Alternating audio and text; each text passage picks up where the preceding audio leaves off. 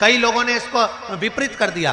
कौन ने विपरीत करा? तो जो दूसरे धर्म के लोग होते हैं, जिनको हिंदू धर्म से नफरत होती है और जो हिंदू धर्म की पूजन सेवा अर्चना को समाप्त करना चाहते हैं, वो धीरे धीरे धीरे धीरे कहने लगे कि सूर्य को जल चढ़ाओगे तो शरीर में लगेगा, शरीर में लगेगा तो दोष लगेगा। इसको कह कहकर घर घर में सूर्य को जल चढ़ाना लोगों ने बंद कर दिया कि आप जल चढ़ाएंगे तो दोष लगेगा, शरीर पे छींटा लगेगा, शरीर को ऐसा लगेगा। ये दोष नहीं है। कितनी सुंदर बात है महाराज। सूर्य नारायण भगवान को जब जल चढ़ाया जाता है, हाथ सिर से 8 इंच की दूरी पर होना चाहिए। जम के बोलिए, सिर से कितना ऊंचा होना चाहिए? 8 इंच ऊपर अपना हाथ होना चाहिए मस्तक से सूर्य को जल चढ़ाते समय। और ना चांदी का, ना स्टील का, ना लोहे का, ना प्लास्टिक का, ना कांच का, ना सोने का कोई बर्तन, ना कांसे का, ना एल्युमिनियम का, ना पीतल का, केवल एक पात्र होना चाहिए, वो है तांबे का। काय का पात्र होना चाहिए? तांबे का पात्र। और सूर्य नारायण भगवान को जब 8 इंच ऊपर तुम्हारा हस्त है और जब हम सूर्य को जल चढ़ा रहे हैं, कैसे जल चढ़ाना है वो भी समझ लीजिए।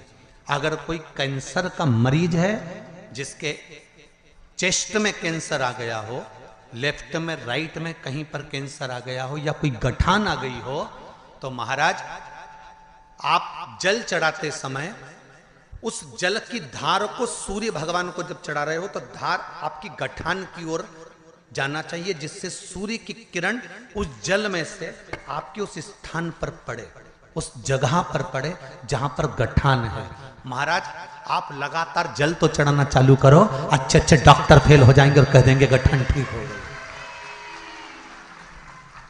आपका लीवर और किडनी गड़बड़ कर रहा है, आप प्रतिदिन आपका स्वास्थ्य गड़बड़ रहता है, आप प्रतिदिन ये ज्योतिष शास्त्र के अंतर्गत, रत्न शास्त्र के अंतर्गत, ये रत्न शास्त्र, ज्योतिष शास्त्र, रंग शास्त्र जो हमारे यहाँ है, रंगों के हिसाब से ये जितने रत्न होते हैं, माणिक हुआ, मोती हुआ, नीलम हुआ, मूंगा हुआ, पुखराज हुआ, ये क्यों कहते हैं ये पीला है, ये सफेद है, ये नीला है, ये लाल है, इसको शरीर में क्यों पहनाते हैं? उसका कारण होता है कि जब शरीर में पहनते हैं, सूर्य की किरण उसमें पड़ती है, हमारे शरीर पर वो कलर का इफेक्ट पड़ता है, उस कलर को शरीर पर लगता है, और शरीर पर लगता है तो हमारा शरीर धीरे धीरे, हमारी जो इंद्रियां हैं वो सही होने लगती हैं, काम सही होने लगता है। तो आप प्रसंग है, पहले कभी स्मरण में नहीं आया, पर आज स्मरण में आया है नखपुरा में, तो बड़े सावधानी से सुनिएगा। एक बार मां आद्य शक्ति पार्वती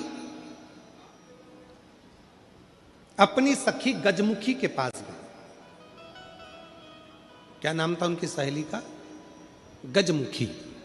जम के बोलो, गजमुखी। उनकी सखी गजमुखी के पास गई। ध्यान देना थोड़ा सा। एक शिवजी के गण नंदी और एक पार्वती जी की सहेली गजमुखी।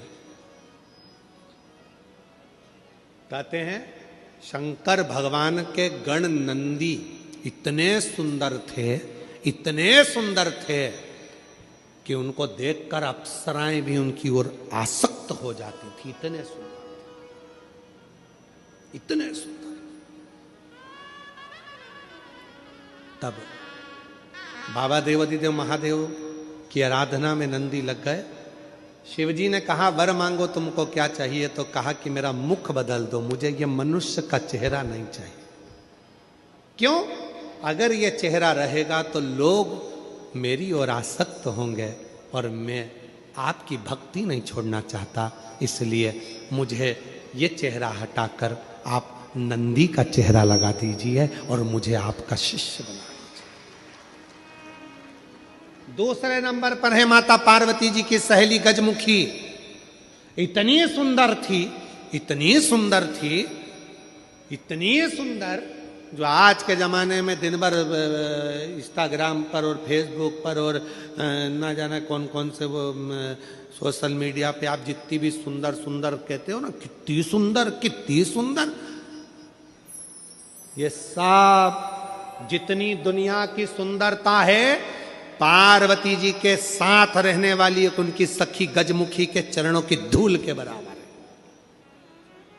चरणों की धूल के बराबर।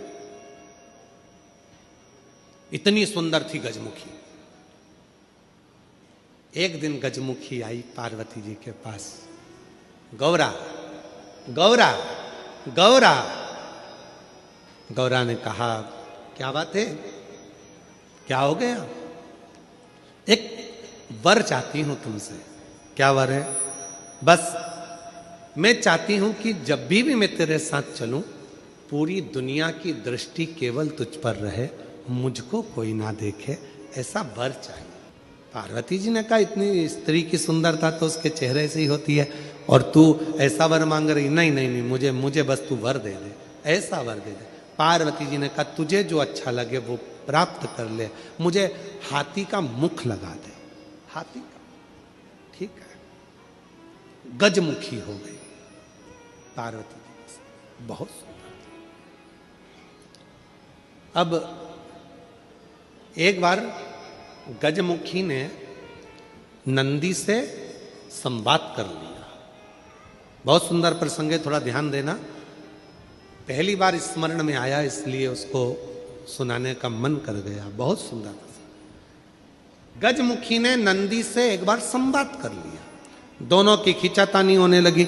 नंदी कहने लगे भोलेनाथ जी के भार को मैं अपने कंधे पर लेकर चलता हूं, मेरी पीठ पर शिव और शक्ति दोनों विराजमान होते हैं, मैं उन दोनों को भ्रमण कराते रहता हूं। देखा मुझ में बल, मैं शिव और शक्ति को अपनी पीठ पर बिठाकर घुमाता रहता हूं। गजमुखी सुनती रही, सुनती रही। गजमुखी ने कहा रे नंदी, ये तेरा भ्रम है कि तू शिव को उठाकर लेकर जा रहा। ये तेरा भ्रम है कि शंकर भगवान तेरी पीठ पर बैठकर जा रहे हैं। शंकर भगवान को लंका का राजा रावण भी ले जाना चाहता था, पर भगवान शंकर ने अपने अंगूठे को, मात्र पांव के अंगूठे के नख को इतना सा दबाया था और रावण ने पूरा बल लगा दिया था तो नहीं उठा पाया था। जरा सोच नंदी, वो तो शंकर भगवान की कृपा है तुझ पर, इसलिए शिव जब तुझ पर बैठते हैं हल्के हो जाते हैं, इसलिए तेरे साथ चले जाते हैं। पर नंदी मानने को तैयार नहीं। जब नंदी नहीं माना तब गजमुखी ने कहा कि नंदी मेरी बात मान ले। नंदी कहते नहीं नहीं, अगर तुम कहती हो कि शिव हल्के हो जाते हैं भक्त के लिए, तो तुम ऐसा कुछ कर कर बता दो कि शंकर भगवान तुम्हारे कहने पर बैठ जाए। ठीक है। आज गजमुखी पार्वती जी की आज्ञा लेकर तप साधना में बैठ गई। शिव जी प्रसन्न हो गए। क्या बात है गजमुखी, क्या चाहती हो? इतने दिनों से तुम तप साधना कर रही हो पार्वती की, आज मेरी तप साधना? क्या हुआ? बोलो गजमुखी, क्या चाहती हो? गजमुखी ने एक बेलपत्र का पत्ता दिया और बाबा भोलेनाथ जी से कहा, बाबा मेरा निवेदन है, इस पत्ते को मैं हवा में उड़ाऊंगी, आप उस पत्ते पर क्या बैठ जाओगे? शंकर भगवान बोलने लगे, अकेला बैठूं या पार्वती को भी बैठाऊं? गजमुखी बोली, इतने से पत्ते पर पार्वती भी बैठ जाएगी? शिव जी बोले, पार्वती को बिठाऊं, साथ में गणेश जी को भी बिठाऊं कि रिद्धि सिद्धि को भी बिठाऊं? गजमुखी ने कहा, इतने से पत्ते पर गणेश रिद्धि सिद्धि बैठ जाए। शिव जी बोले कि कार्तिकेय को भी बिठा लूं, कि अशोक सुंदरी को भी बिठा लूं, कि जया विशारा सामरी बारी दौतली देव सबको बिठा लूं?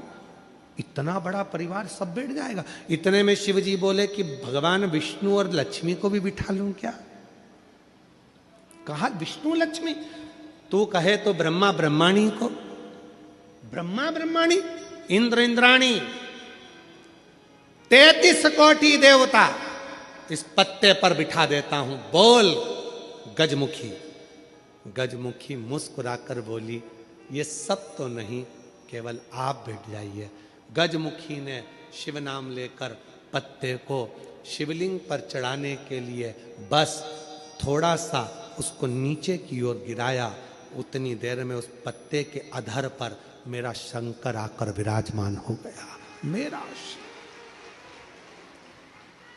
मेरा शिव उस पत्ते पर आकर विराजमान। आवाज लगाई, नंदी जल्दी आओ। तुम कहते थे मुझ में बल है, मैं शिव को पीठ पर बिठाता हूं। तुमसे ज्यादा बल एक बेलपत्री के पत्ते में है, जो पूरे 33 कोटि देवता को एक पत्ते पर बिठा सकता है। एक बेलपत्र के पत्र में वो बल होता है, एक बेलपत्र के पत्ते में वो बल होता है, पूरे ब्रह्मांड को वो अपने में समेटे रहता है। तब भगवान शिव ने प्रसन्न होकर कहा, सुनो गजमुखी, आज मैं प्रसन्न हुआ, तुम्हें वर देता हूं। जब भी पृथ्वी पर मृत्युलोक में कोई पार्थिव शिवलिंग का पूजन करेगा और पार्थिव मिट्टी का जब कोई शिवलिंग बनाएगा, उस शिवलिंग को केवल थाली पर, पाटे पर या लक्कड़ पर नहीं, मेरा बेलपत्र रखकर जब उस पर कोई शिवलिंग का निर्माण करेगा, जो कामना वो चाहेगा उसकी कामना शिव उसी क्षण पूरा कर देगा, उसी क्षण पूरा। आप में से कितने लोग हैं जो पार्थिव लिंग का निर्माण करते हैं? हाथ उठाओ। करते हो सब? वैसे नहीं करते होगे तो सावन में अपन लोग सब मिलकर ही करते हैं। काय में बनाते हो? पात्र में। पात्र के अंदर जब शिवलिंग का निर्माण करते हो तो सबसे पहले नीचे एक बेलपत्र रखा, रखते हो? जम के तो बोलो, रखते हो ना? बहुत जरूरी है एक बेलपत्र। क्यों? कहते हैं जब हमने शिवलिंग बना लिया, पूजन चालू कर दी, पानी डालना प्रारंभ करा, ये तो मिट्टी है, धीरे धीरे पानी चढ़ते चढ़ते गलने लगती है। जब मिट्टी गलने लगती है